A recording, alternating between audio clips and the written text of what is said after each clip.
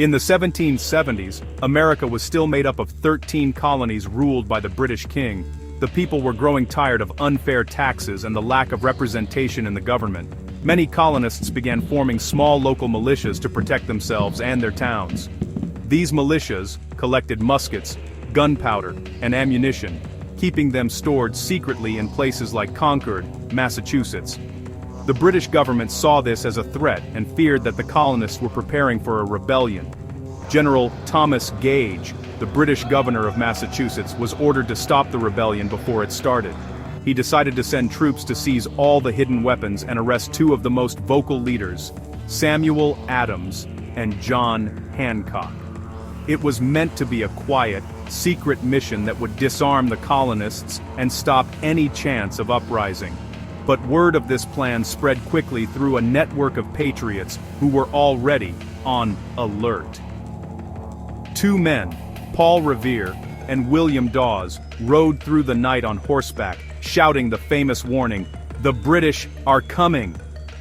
Their message traveled fast from village to village, waking people and calling the militias to arms. By early morning on April 19, 1775, around 70 local militiamen stood waiting on Lexington Green. They were farmers, blacksmiths, and shopkeepers, ordinary men with old muskets in their hands.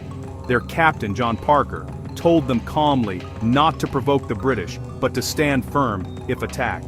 When the red-coated British soldiers arrived, both sides faced each other in tense silence. Then, a single gunshot cracked the morning air. No one knows who fired it, but it became known forever as the shot heard around the world. The British soldiers responded with a volley of gunfire. 8 colonists fell dead and several others were wounded.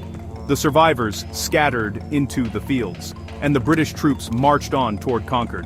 When they reached Concord, they began searching for hidden weapons, burning supplies, and cutting down gunpowder barrels. But by that time, hundreds of armed colonists from surrounding towns had gathered. They crossed the North Bridge in Concord and opened fire on the British troops. The British, shocked and overwhelmed, began retreating back toward Boston. Along the way, the roads, woods, and hills were lined with angry colonists shooting from behind stone walls and trees. The redcoats were harassed every mile of the way back, losing dozens of soldiers. By the end of the day, the British had 73 dead and many wounded. The colonists, though fewer in number, felt a deep sense of victory. This was the beginning of the American Revolutionary War. What started as an attempt by the British to control and ban weapons ended up inspiring a full-scale fight for freedom. The people realized that standing together, even with limited arms, they could resist one of the strongest armies in the world. The event united the colonies and gave them the confidence to fight for independence. Just over a year later, in July 1776, the colonies declared themselves free from British rule. The battles of Lexington and Concord became symbols of courage and determination. They also became the foundation for America's belief in the right to bear arms. When the U.S. Constitution was written years later, the Second Amendment guaranteed that citizens would have the right to keep and bear arms.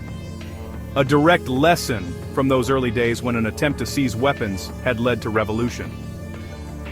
The story of that single morning still reminds Americans that freedom often begins when ordinary people refuse to surrender their rights and are willing to stand up for what they believe in.